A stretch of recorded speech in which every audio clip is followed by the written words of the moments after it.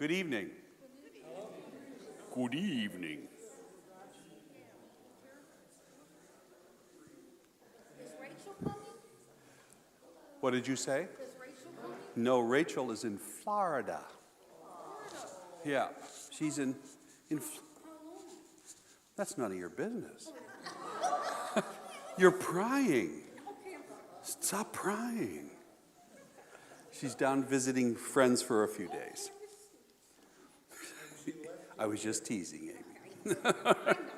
Okay. Yeah. Well, this has been a journey, and we're about ready to do Act 6 of this. Thank you all for attending. It means a lot to me. If you'd like for me to do more series, please let the powers that be know, okay? I tend to pick up the gaps, the unscheduled things.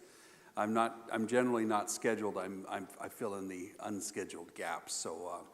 So if you'd like, I enjoy this tremendously. I really do, and I appreciate. Well, I'm glad you do. Thank you. Either that or you're gluttons for punishment. I'm not sure. So it could be both. Thank you, doctor. I tell you, those of us with higher education, we are open for that kind of stuff. So we got a lot to cover, as we always do. Although tonight's is a number of slides left, so hopefully we'll have a little more time. As we learned, the first and second centuries saw the development of church structure.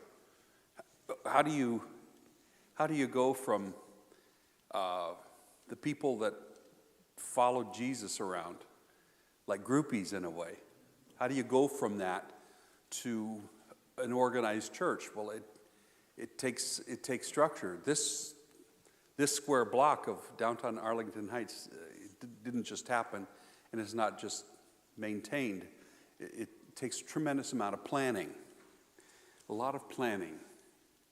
The status of the 26 materials that would become our Christian canon, of course, again, is list. And it's 26, although it was made into 27.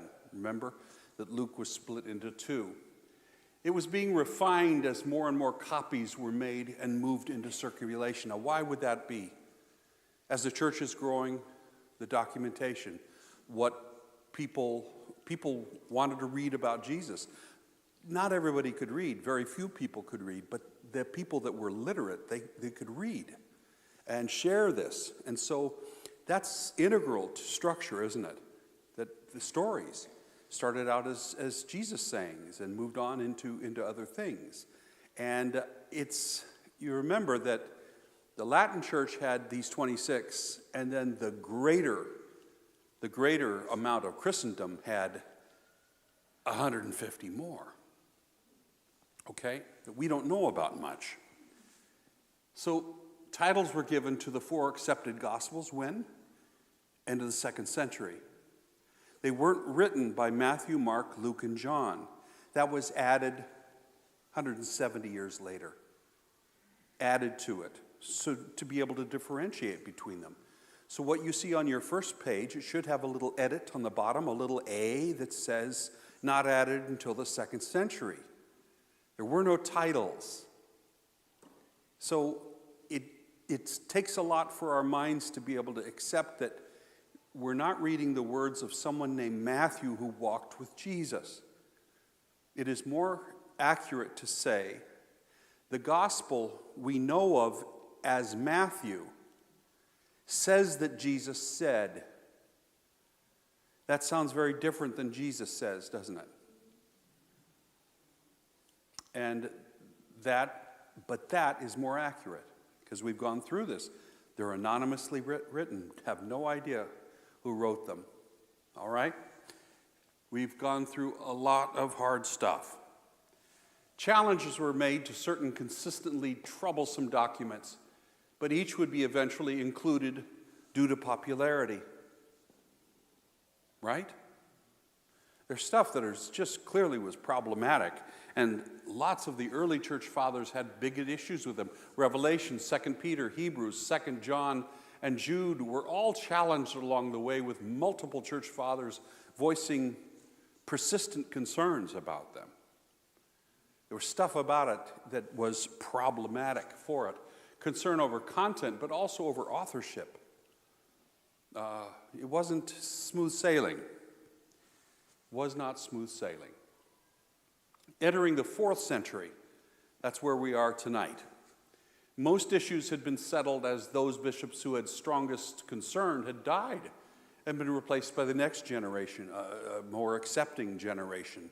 They had been around these things for so long that they were not as touchy about them. It became a part of what they knew. The church was developing rapidly, and the greatest issues at hand were doctrinal issues. Because everybody doesn't believe the same things. Now, you'd be amazed at how some that were such enormous issues that dogged later councils, when you find out what it was over, and you would think, how silly is that? But for them, getting it all figured out, absolutely figured out, was essential. The end of the 3rd century and beginning of the 4th saw challenges to the church that reverberated across all areas, geographically, politically, and survivability. Hostile environments, until it wasn't, until it was again, till it wasn't, till it was again. All the way to the last hour. Literally, practically to the last hour. I've been working in my shop lately. I have some paint on my fingers. I've been in my shop. In a way, it's been my own little world, right? It's my little world. But my own little world has been impacted by a much bigger world beyond. Lumber and other material prices have gone up exponentially, all right? Downgrading from oak to poplar still has the poplar more expensive than oak was before. I'm spending more on poplar than I used to spend on oak, okay? And as I said, don't get me started on polyurethane, please. Gosh, $12 a spray can of polyurethane? It used to be just under $5, I think it was. That's a lot. Well, the Jesus movement began in a small way in its own little world, right? Its own little tiny world. It was little place. That little world was inside the bigger world of 1st century Judaism, which was inside the even bigger world of Roman occupation of the province of Judea, which was inside the bigger world of the Roman Empire. Little tiny world. Boy, those kids. You can't take them anywhere, can you? It's a little tiny place where all this was supposed to have taken place. And it's a great big world. What was happening in and to the empire was felt all the way down to the littlest world. Okay? It is not a vacuum. Just as Judaism, we don't read it in our Old Testament. Judaism was, the Jewish world was always run by somebody else. Greater powers. At best they were vassal states to other people. You don't read in the Torah or Isaiah or anywhere else that covers big swaths of history. It never tells you that there were Egyptian garrisons that were occupied by Egyptian soldiers all the way up and down, running the show. We don't ever read that, but that's what it was. And then it was Assyrian, then it was Babylonian, then it was Persian, then Greek, and then another kind of Greek, and then Roman. They never ran their own show, okay? And this is the same thing for early Christianity. It's inside of the Roman Empire, but is that calm Is that peaceful? Certainly not in the 4th century. This is the peak of the Roman Empire in 117. It's huge, right? And that's the man who ran it single-handedly, practically. He was that good, the Emperor Trajan. He was that good. And it ran like clockwork. It was amazing. And then we have our timeline where that sits. Okay? There's Trajan, 120. And our course, 120, it's at a point, hasn't it? The last of the canon was written in 120, right? Same time period. Gospels were titled close to 200. I hit the button again. The Gospels were titled all around this same time, okay? In the most organized of times, it takes a great deal to manage and administer such an expansive amount of territory. A mere 150 years later, the mechanism of the empire was not managing things nearly as well. And that's a long time, isn't it? 150 years. When we look at a timeline, it just looks like a couple of inches, doesn't it? But it's 150 years later, at the time of Diocletian, and it's a wreck. You can't manage the empire, and the empire is shrinking due to poor management, okay? It takes unflagging military presence to maintain control over a local or regional population that doesn't want you there at all, okay? Anything less is dangerous to control. Add ego and infighting, and it's a bad sitch. It's dangerous. So this is the empire we just saw in 117. And by 371, it was looking like that. And those areas on the far edges, there's growing powers that are taking over. They hadn't done it yet, but they're taking over. The Gallic threat, the Palmyrene threat. It's shrinking. It's shrinking. And then there's infighting among politicians and the military. It's out of hand.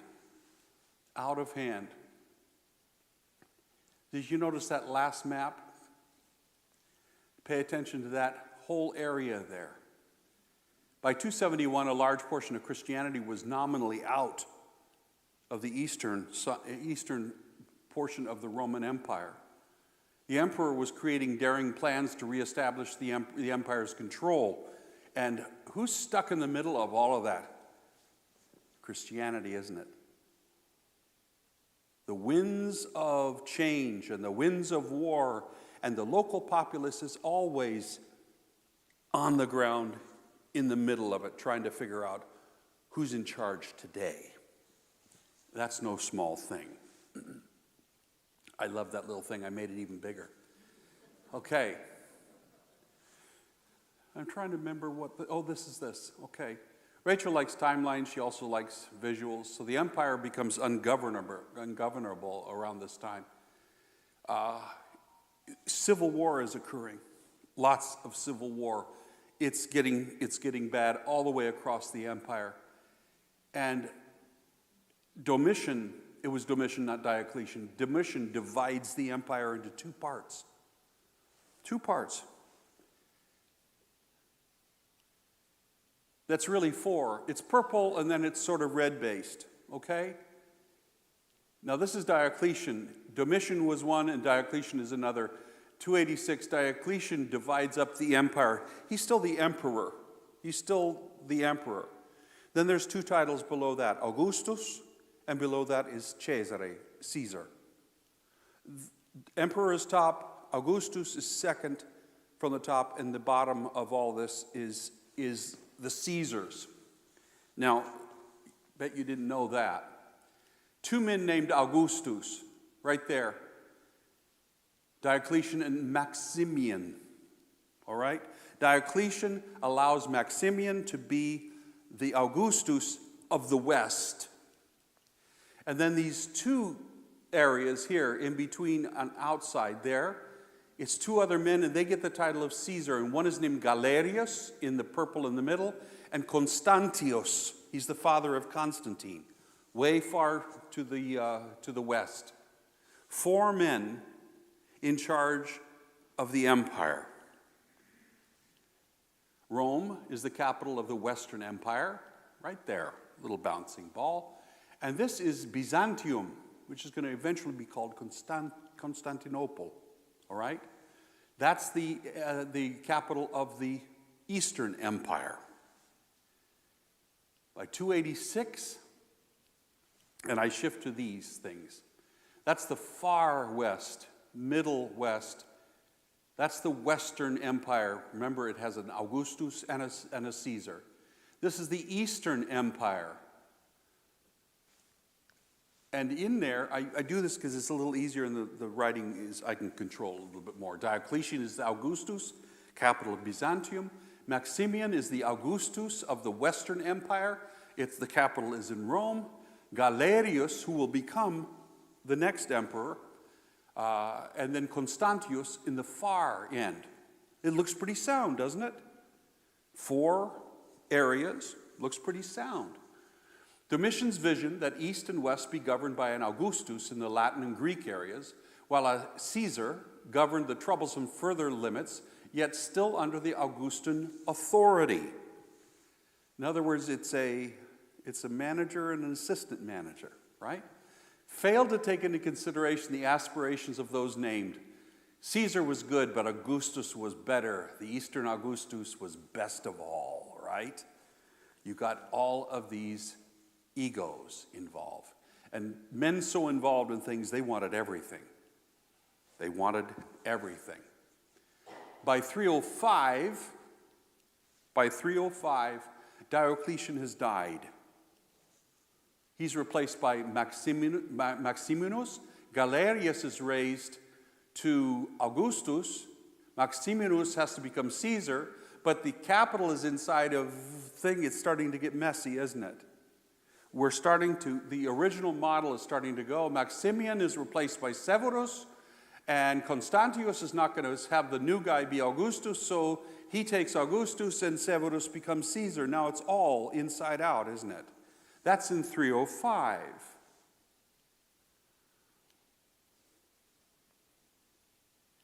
In 306, after the death of his father, Augustus Constantius of the West, Constantine, a big man of the military, he was well loved. He was elected Augustus of the West to take over his father's position by a very loyal and dedicated army. If you have an army behind you, you're not on your own, are you? There's stuff you can do. So in 306,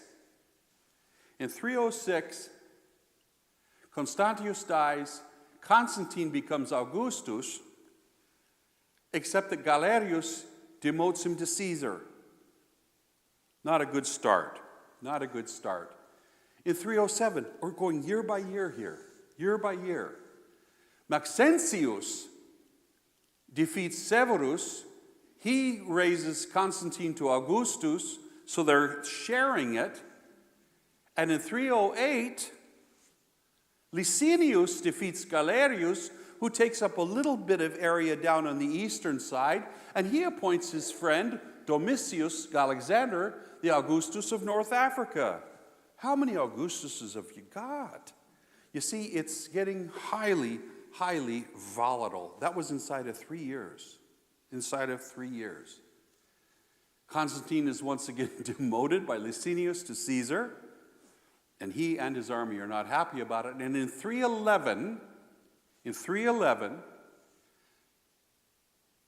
Galerius dies, and with him goes the aspirations of that man in North Africa. So it looks kind of normal again, doesn't it? Except that Maxentius Augustus, he attacks his own Western Caesar. Right? Well, how in the world is that supposed to hold up? So Constantine, he allies with Licinius, and likewise, Maxentius allies with Maximinus. It's a mess, isn't it? It's a big mess. By 313, and here's where it gets interesting. Remember that date. we've gotten it before. Constantine destroys Maxentius and consolidates the entire Western Empire. Same time, Licinius does the same to Maximinus, and he does the same thing. And look what we have now. We have 2 Augusti, one of each west and east. And for a while, they get along just fine. So Constantine is way in the west, and Licinius is in the east. And the happy days are here again. And by 313 CE, after relentless civil war between rival factions and their separate Roman armies competing, fighting each other, the empire had finally come down to 2 allied Augusti, Constantine and Licinius. Everybody breathes a sigh of relief, right? This is a long, long time. How does this affect Christianity? It's underneath all of this happening across. You're in, you're out. Who's in charge today? It's dangerous. Persecution of Christians within the empire had been intermittent since the late 1st century. It had been intermittent, not horrible, except until then. Diocletian was particularly hostile against Christianity, and beginning in the 290s CE, during his divided empire experiment, Christianity and all foreign religions, cults had eventually been outlawed, criminalized. And by 303, that was the law of the land. This was the most brutal and vicious persecution of Christianity in Rome it had ever experienced. It was in this time period. This late, it's really, really, really quite bad. The much celebrated Edict of Milan in 313, right? We've covered that, has given most all credit to Constantine, Augustus of the West, with rare mention of Licinius, Augustus of the East. What was the Edict of Milan? It was the decriminalization of all foreign cults. Christianity became legal again. It was legal. And how many of you have always heard that Constantine became a Christian and freed the church? That's what we have always been told. Well, the edict lifted the ban on all foreign religions and cults, ending 20 years of quite heavy persecution on all forms of non-Roman religious activity, including Christianity, not just Christianity. The 3 main foreign religions were the Egyptian cult of Isis, the Persian cult of Mithraism, and Christianity. These were the 3 competing foreign cults at the time. Isis, the mother goddess, had great appeal, and Mithras, the warrior god, was the favorite of the military, including Constantine. It was important to legalize all this because the army were Mithraic, and so this had to happen for them. Christianity had a particular appeal for the poor, promising a better life after death itself, something better than now. Remember, this is a time of serfdom. This is not our kind of society. Interestingly, almost no record exists of Constantine's involvement in the 313 edict. He's given all the credit, but historically, there's almost nothing to pin him to it, especially the enactment of it, how it was made throughout the empire. Licinius went to great lengths to make the edict known in the Eastern Empire, including restoration of property and addressing other losses during the ban until 303. Really working hard to make restoration, to make this work for those who had been persecuted so badly. It was Licinius who did this. It was not Constantine. We have no record of Constantine doing like things in the Western Empire at all. There simply are no records of like reenactment in the West, and yet Constantine, an ardent follower of Mithras, has been given sole credit. Back to our timeline for Rachel's sake. Persecution intensifies in 290. Foreign religions are banned outright in 303. And for the next 10 years, it's brutal until the Edict of Milan. You see how tight this is getting inside of here? It's very, very tight. 324, What's that about? Why would 324 be important? Constantine begins conquering the East. He wasn't happy. Watch these maps because I worked really hard on these.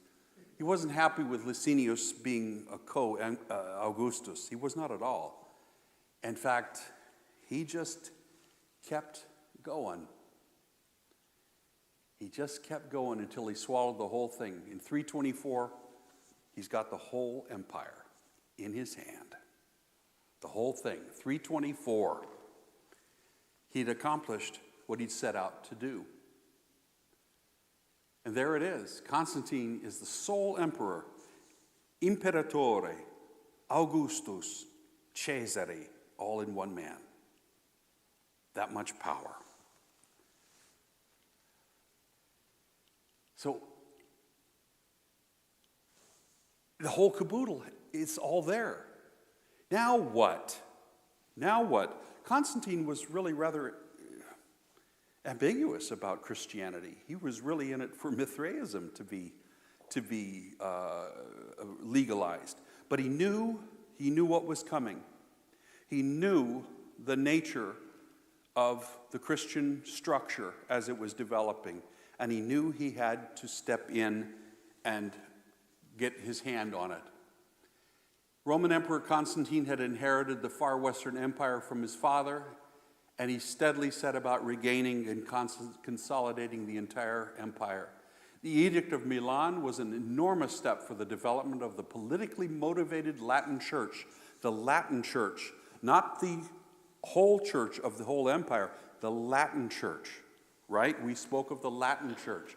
Close ties existed between the church and Constantine via Eusebius, the bishop of Caesarea in the Roman province of Palestina. Emperor Constantine had no tolerance for the historically unruly behavior between Christian factions. They were just the kind of trouble that had gotten them banned in the first place. They were a mess. They were fighting each other over doctrine and killing each other over doctrine. They were unruly, making it very clear to Eusebius that the church must get itself into the kind of order that was expected of all forms of organization within the empire. Emperor Constantine demanded that the church take steps to address and quell its historic contentiousness. And he didn't pull any punches. Essentially, the threat was this: control the church or lose it. And he meant it. And he meant it. And they knew he meant it. And for the Latin church, this was their golden moment. No such difficulties existed in the competing religions of Mithraism or of Isis worship. They were very, very peaceful. It was the Christians who were the problem. They were the troublesome people in the Roman side. Constantine himself was a staunch follower of Mithras, as was most of the Roman military. Constantine was not a Christian. Not historically. He was not a Christian. In 324, the same year that Constantine eliminated his former ally Licinius and consolidated the empire, the now Emperor Constantine I the Great ordered that an ecumenical council among the bishops be called to immediately address head-on the conflicting issues of church doctrine. He didn't waste a moment, did he? He didn't waste a moment. Through Bishop Eusebius, the council was organized to meet in 325 in Nicaea. Sounds familiar, doesn't it? A city quite near Constantine's capital city of Byzantium, which would later be named Constantinople. The first ecumenical council of Nicaea. That's a photograph from it. It's a little grainy. It was a daguerreotype, I think, is what that was. So there's a lot going on in this, believe it or not. Constantine himself attended much of the council. He did. Keeping an eye and ear to the proceedings, he's shown here wearing a crown. Eusebius is to his left. Eusebius has got a Bible in his hand, and it's quite ornate. And what his hand looks like is that, and that's a very particular gesture in the church. That means divine. Not that he's divine, but what he's holding there, what he has his hand over is divine. And what he's holding is the Latin version, the Latin canon of Christianity. Now, notice the 4 Gospels under the cross. There's 4 little Gospels, little books. This is a little cartoon-like, but I cleaned them up and made these. There's 4 Gospels underneath there. Note the averted eyes of those to your left and the eyes to the right focused on the cross. The ones to the left are looking away. They're looking away from the cross and from the Gospels. The ones on the right are looking at the cross and the Gospels. It's actually very clear. Their eyes are averted to the left. Now, that's your 2 competing groups, aren't they? The Latin church is to the right and everybody else is to the left. Our doctrine is better than yours, they're saying, you see. All right? Notice the different head coverings and cheeks of many on the left. They're different from those that are with Constantine. They have like little red dots in their cheeks, and they're wearing turban-like things. They're very different on that side. They're very Eastern on that side. All right? And they're saying, your doctrine stinks. Okay? Remember that they wrote 4 or 5 times the amount of documents, Christian Jesus documents, than the West had, than the Latin church had. And yes? Are those 4 crosses of different color? Do we have the 4 Gospels yet? Is that what those are? I made those. I made those. Those are mine. You thought that came with a photograph. No, I augmented it, okay?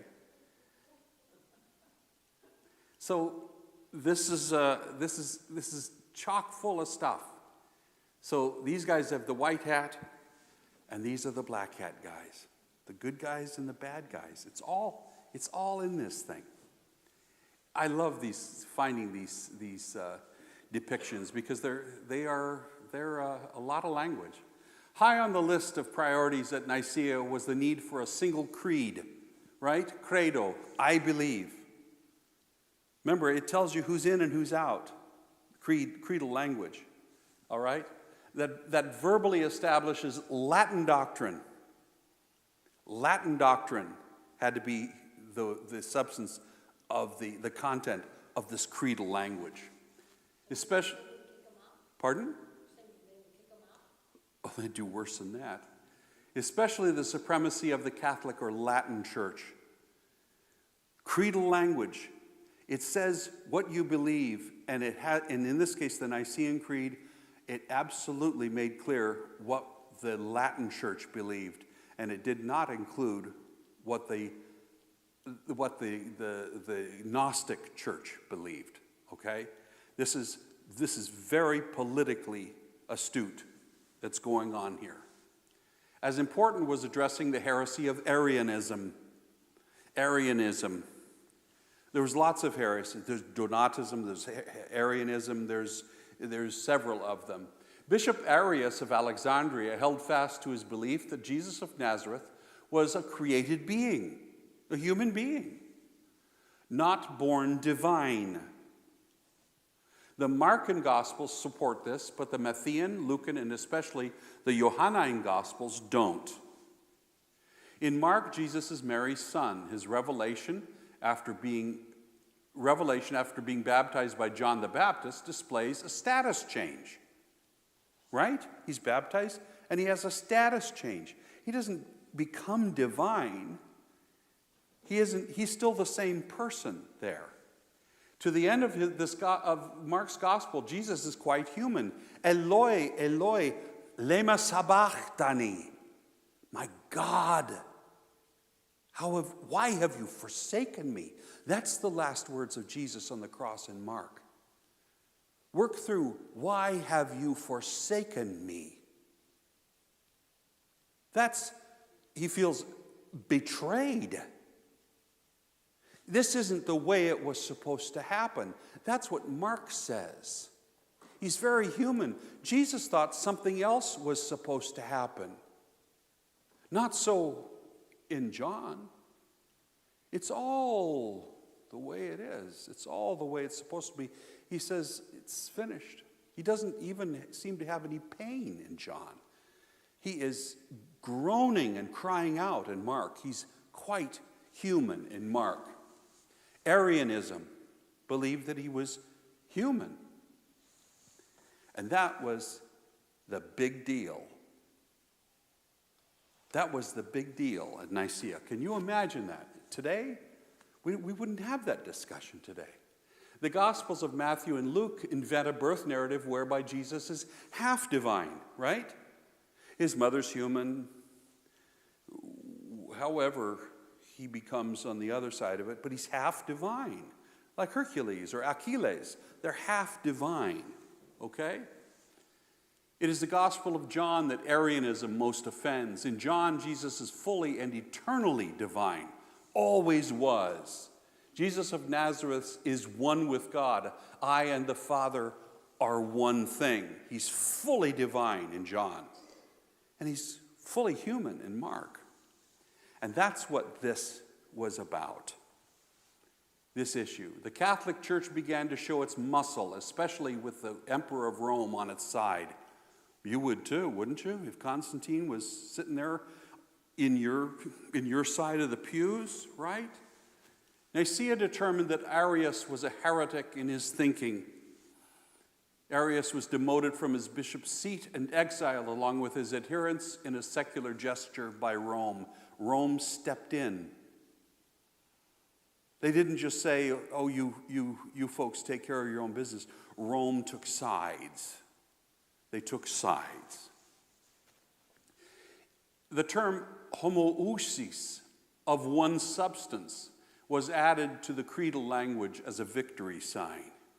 It was added in additionally to the Nicene Creed.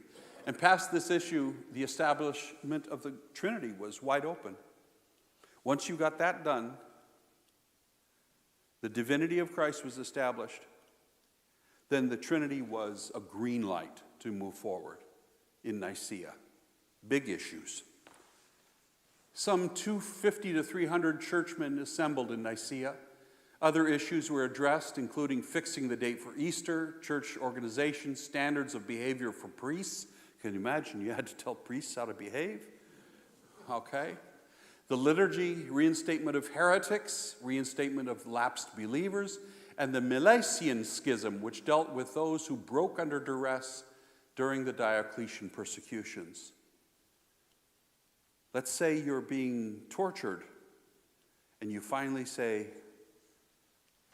I recant. I give up my Christianity. Well, the people who did that, the church didn't forget that.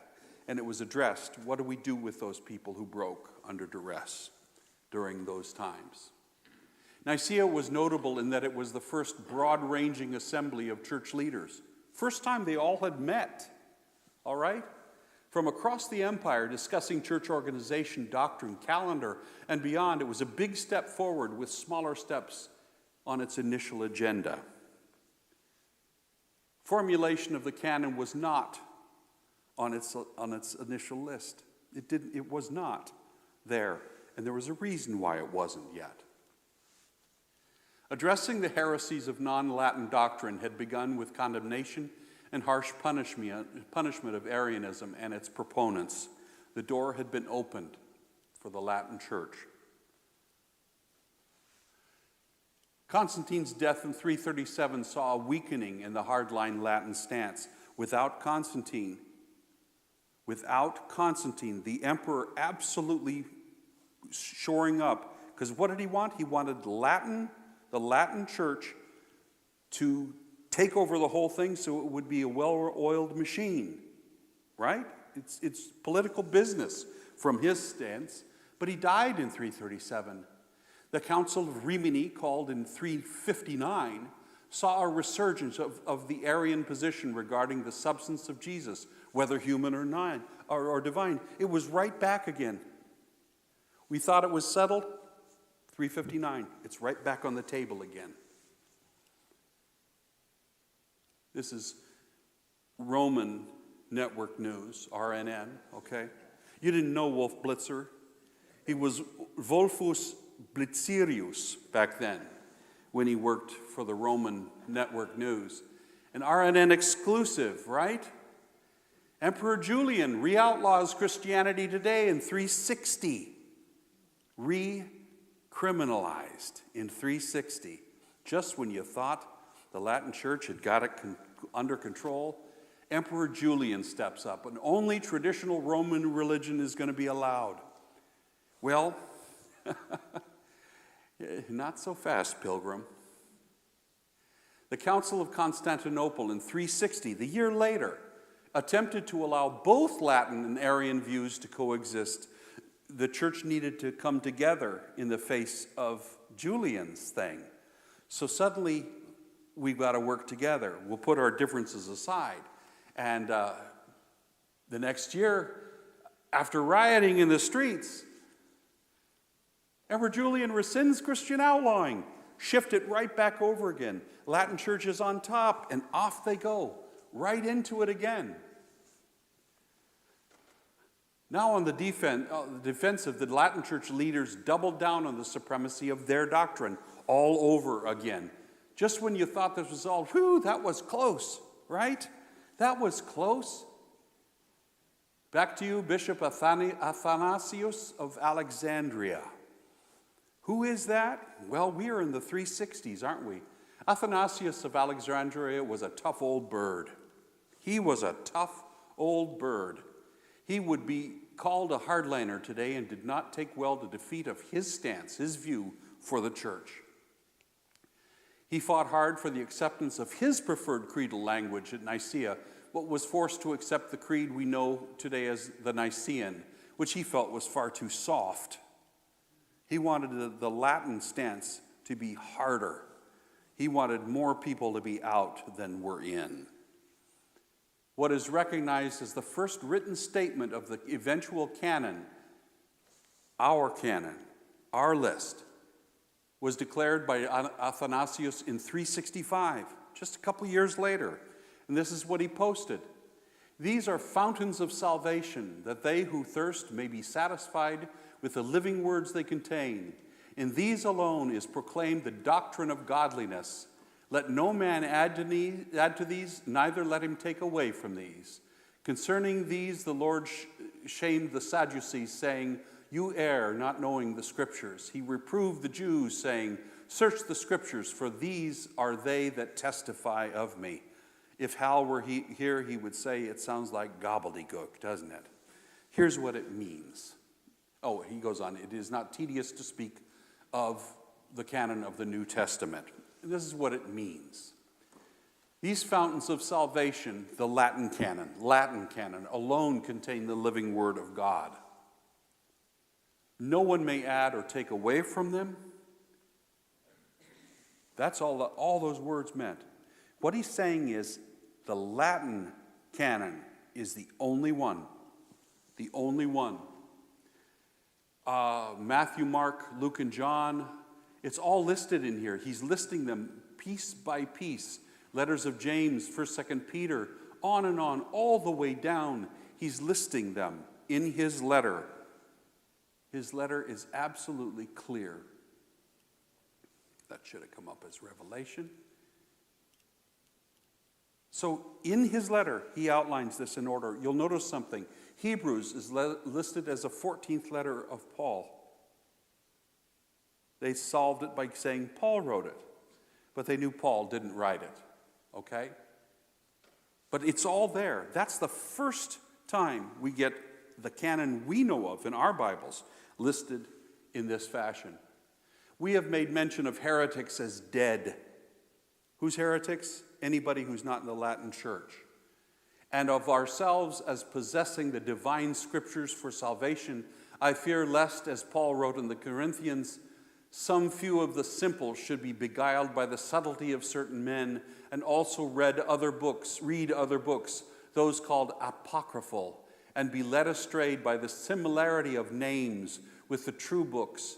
I beseech you to bear patiently if I also write by way of remembrance of matters with which you are acquainted, influenced by the need and advantages of the church. That's thick, isn't it? Well, let's look at that. Heretics as dead. Is that a threat? Think of heretics as being dead, okay? They're outside. Only we possess the divine scriptures. That's what he says. We, the Latin Church, only we have them. Heretics fooling simple people into reading additional writings, things outside of the Latin canon. Heretical writings similarly named. Remember, they sound like they're apostolic, similarly named. Remember when I ran those lists through you? It's all the same names. And we must remember matters that require the need to protect the church. At all costs, we must protect the Latin church. We must protect the Latin church. This is what he's writing. There are other books not included in the canon appointed by the fathers to be read by those who newly join us, wishing for instruction in the word of godliness. The wisdom of Solomon, the wisdom of Sirach, Esther, Judith, Tobit, the teaching of the apostles, and the shepherd of Hermas, very popular. These are to be merely read. There is no mention of apocryphal writings. In other words, he's saying there's lots of extra stuff that's good, but it can't be preached, okay? He's saying they're not apocryphal as long as they're ours, as long as they're ours. They are an invention of heretics who write them when they choose, with their own approbation, assigning them a date that calls of them as ancient writings, so they may find occasion to lead astray the simple.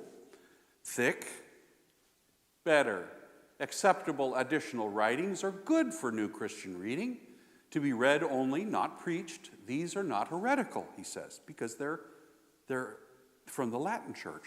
They're not apocryphal. Apocryphal writings are written by heretics, written when, where, and why they want to, falsely dating them to appear old.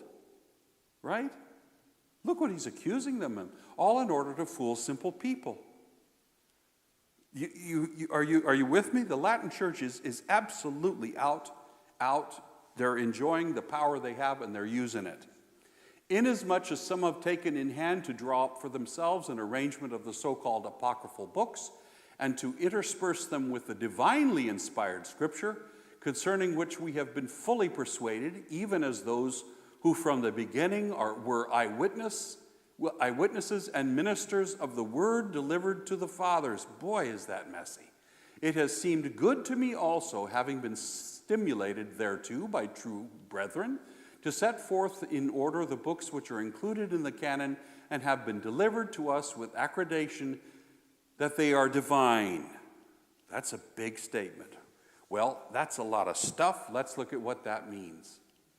Heretics have created their own lists, mixing their heretical and our divinely inspired and eyewitness writings. They've used some of theirs and some of ours, and they've come up with their own canon, with their own lists. And they're all heretics, by the way. Having been inspired by these eyewitnesses, the Latin church, they're claiming that they are eyewitnesses to the events of Jesus, right? I have created the order of our canon with the full credit of their divinity. He set out the order. In what order was it done? And he declares them divine. They're supernatural. He has declared them divine. 365 CE. Athanasius has drawn a line in the sand and all that. That was a heck of a letter he wrote, wasn't it? It was a lot. He's drawn a line in the sand. Only the canon of the Latin Church is orthodox, is acceptable. Heretics are actively working to fool people. Heretics intentionally use apostolic names. Heretics intentionally misstate their writings to appear old. Heretics intentionally mix heretical and orthodox writings together, and the church must defend itself against heresy. Big word, heresy, isn't it? Heretics should be put to death. Tough stuff. And it's all doable, isn't it? As long as Rome is on your side. The First Ecumenical Council of Constantinople was in 381 CE. With the Latin Church greatly empowered, Arianism was permanently condemned as heretical, and it didn't come back. Christian Emperor Theodosius I declared Christianity Roman state religion with the Edict of Thessalonica in 380 CE. I got these two mixed up. Included in this was the criminalization of heresy, punishable by death. The church and state were joined. You follow? 381. They're absolutely joined by now. Or in 380. In 381, it was law. It was made law. And by 385, Priscillian of Avila was executed for Arian heresy by the Roman state. You see how far that has come in this time? This is enormous, how far this collaboration has come. Following the declaration of Athanasius in 365, the Edict of Thessalonica in 380, Christianity declared the Roman state religion. In that, the criminalization of heresy and its executorial enforcement by the state in 385, this is inside of very little time. Very, very little time. There was no stopping the Latin Church for rooting out any and all differing doctrine as criminally heretical, punishable by death. The Council of Carthage in 397 fully and permanently ratified the Latin canon as we know it, as complete and orthodox. All of that led to that.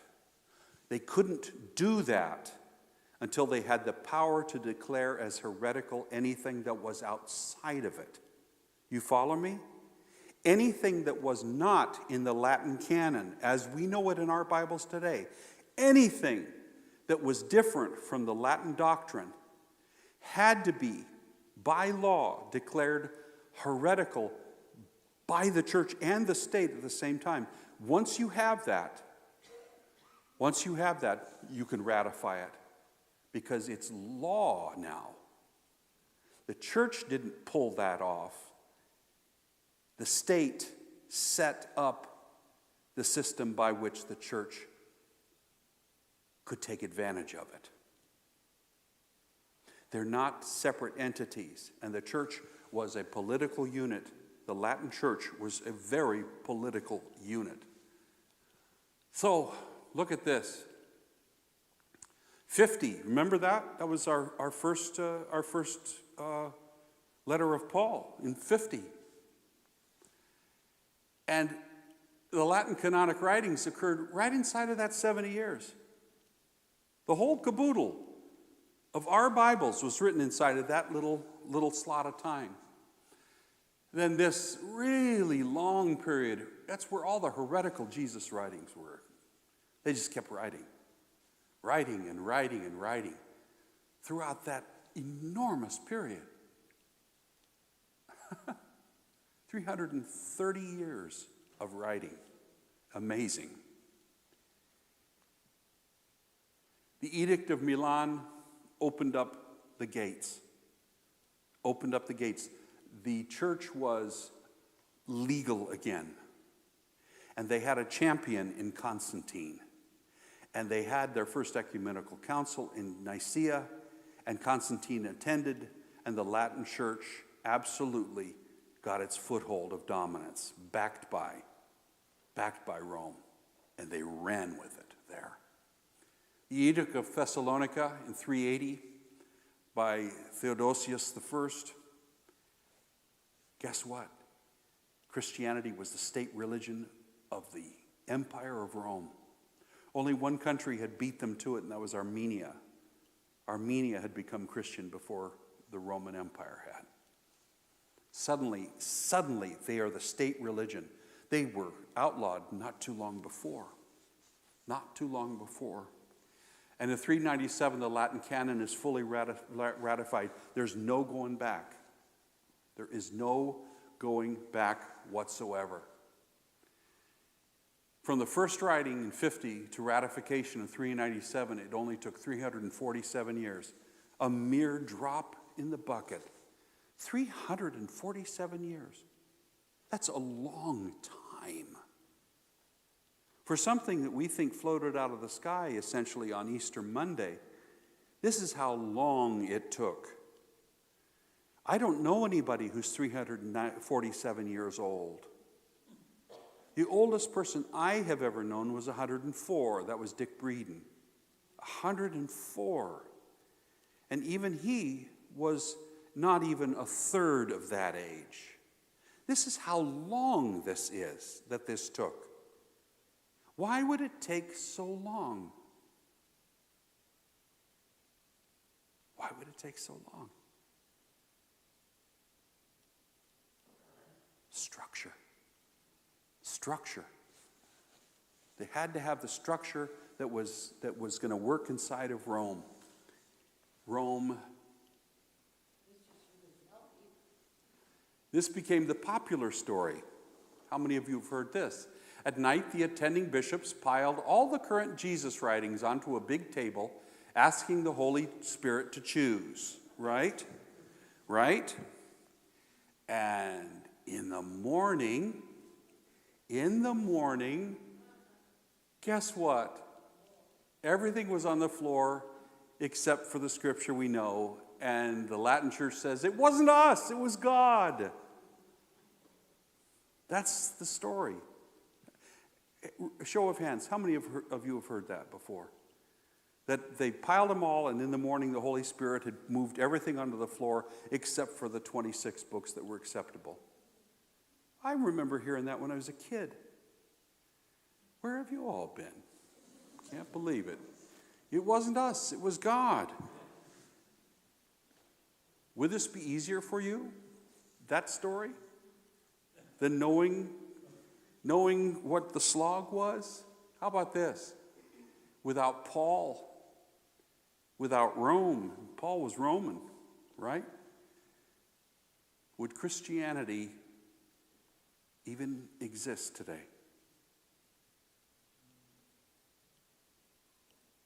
Think about it. Where did Paul establish Christianity in the Greco-Roman world? I didn't even wait for you to answer. He established it, not back in Jerusalem. He established it in the Roman world, in the Gentiles, away from the problems back in Jerusalem with the first movement, which was a Jewish movement. It was a messianic movement. That's what it was. And Paul was the Ray Kroc of Christianity. He took it out. He took it out, and he modeled it and molded it and changed it and made it work so that people could join. They didn't have to be circumcised. They didn't have to eat kosher. They didn't have to do anything that was outside of who they were in their own culture. Paul made Christianity palatable to everyone in the Roman Empire. And he did a great job of it, yes? I said it's very amazing. It is astonishing, really. So, what do you all think? That's a lot, isn't it? Did you learn anything in these 6 weeks? 1 second, Mike. Thoughts? Mike? Thoughts? It's a little off topic, but say I wanted to go into a Catholic church in 400 CE, what would I learn? The people then, the bishops or whoever was up there, they spoke in Latin. It was a ritual. You observed it. But I mean, was it something that my intelligence could comprehend? It's a ritual that you would have experienced that showed that the priests were undergoing the liturgy, and at the end of it, through them, you were saved for another day. They performed. So it really wouldn't make any sense. No, you wouldn't understand probably anything that was said or done. It was what you had to do to stay out of hell for another day. So all of Christianity's been living in this bubble of ritual Yeah, by the church until Protestantism. right. See, that's what boggles my mind. I mean, even then, they get the New Testament. But Nobody can read it. But understand that that the Reformation occurred at the same time as the Renaissance. Okay? And the whole world is changing from the medieval serf mindset of master and those who are owned to a very different world. And that different world, because it had an expanding mindset in terms of education and the arts, and a class system that was changing tremendously. Why is the church needing to change today? Why is the church under the same kind of troublesome onslaught as it was 500 years ago today? Because the church is so slow to grow. It was so slow to grow that the Reformation was this giant spasm of growth. And it changed everything. It really did. And we're in the middle of this tension right now in the church as well. Slow to grow, slow to change. That's why the traditional church today and progressive Christianity are the two areas that are where the greatest amount of tension is. You happen to go to a progressive church. This is rather unusual to hear what you hear at a church like in church. Quite unusual. And for those who cannot bear it, they have either gone or they're in tremendous pain here now. And for those who can develop from the kind of Christians you were 10, 20 years ago, longer, you're different than you are now, or you wouldn't be here in this church. You're different than you were. You've learned a lot in this church. Alex is extraordinary. He is one of the few pastors I have ever known who have learned what they learned in seminary and had the courage to preach it. Usually the price tag of preaching what they learn in seminary, usually the price tag is they're fired rather quickly from a church. Anything? 6 weeks of fun, eh? Yes? I'm just curious, the canon is basically a list of the books that were accepted, correct? Yeah. Okay. You have the Gospels, and you have 22 letters. The Gospels in 22 letters. 22 letters. Okay, is it divided like into poetry or No. any other division? No. No, and even the 22 letters are they're Pauline from longest to shortest, and in the general letters from longest to shortest. You know, kind of like the prophets in the Old Testament. Isaiah is just the longest. That's why it's first. Anything else? How's your brains after 6 weeks of fun? Scrambled, you said. Scrambled brains. Green eggs and scrambled brains. Jan, what do you think? Yeah. I'm glad it's things to think about. You know, it's very different than Sunday school, isn't it? And then there's the message. What in the world is the message? What's the message? We have all our red letter Bibles, but what in the world is the message? I think the Good Samaritan is as perfect a message. Had enough? You've had? Okay, have a good pickup of a granddaughter. Thank you for coming. I think the Good Samaritan is as perfect as you get. There's no Jesus, there's no God, there's no angels, there's no prayer, there's no supernatural. It's a beat-up guy in a ditch, two guys that can't be bothered that walk on the other side of the road, and one guy that says, I just can't walk by. And he goes down in the ditch. And the moment he sets foot down in that ditch, he is incurring loss. It costs him. And he doesn't get anything out of it. But he cares for a suffering human being. And if that isn't the message, I can't imagine what else could be. And all of this structure and struggle and arguments about this and that. And I don't find that there's, in my studies historically, I don't find that they were ever arguing over the Good Samaritan. You know? Yes? How many bishops were there that met to bring this about? Well, it depended upon the council. Nicaea was well attended. The smallest number was suggested was 250. The largest was 318. Of course, they had all their retinues and everything like that. But there were, I think, Bruce, wouldn't you say that there were as high as 1,200 bishops in 325 in Christendom?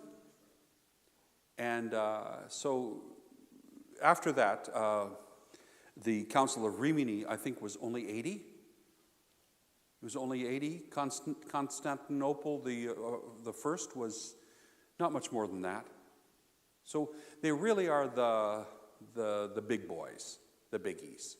And by that time we have popes, essentially, the Bishop of Rome.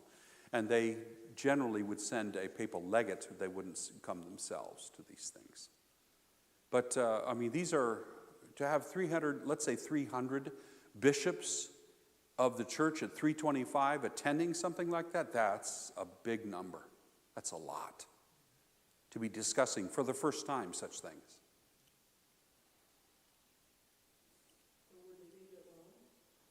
No. There was never a council in Rome. The councils were always in the far outlying areas where policing need to happen. Yeah, they were not close to home. They were out there. Yes, sir. Prior to the original Nicene Council, how would you become a bishop? What was a bishop? A bishop or an episkopos was a teaching.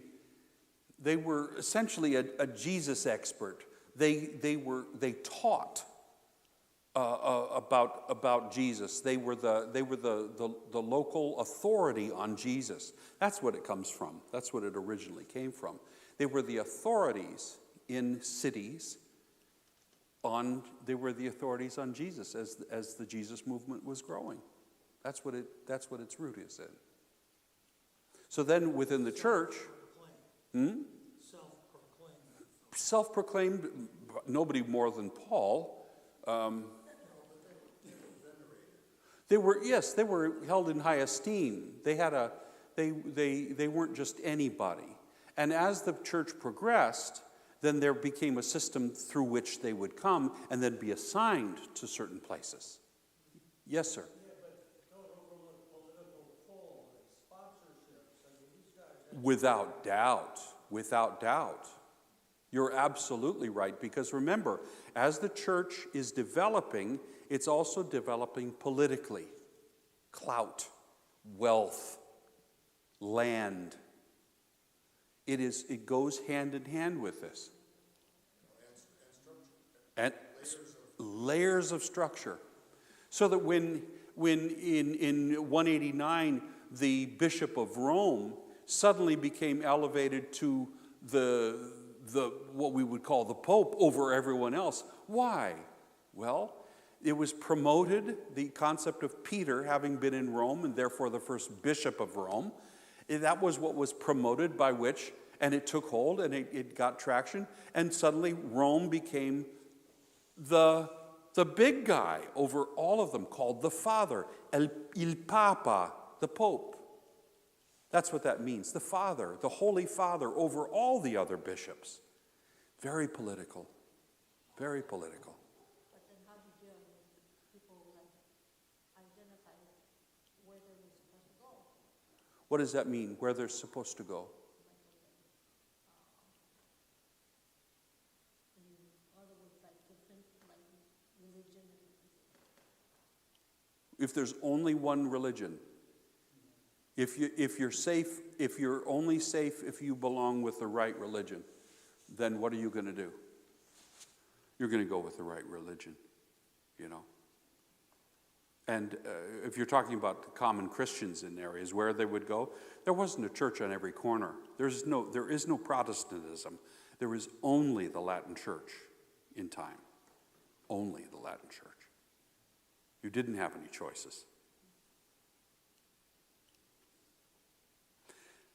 I thank you all so much for coming and staying with us. It's a great pleasure to create these and to give them, and I'm so humbled by the fact that you come. Thank you very much. I appreciate it. Thank you. Thank you.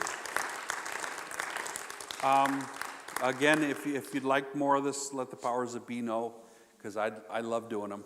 I really do, and I'm always learning something new about it. What else is there to learn? Oh my gosh, there's so much. Before this, I taught 10 weeks on the major prophets, and that's a big slog. Thank you all. Drive safe home, and I wish you well.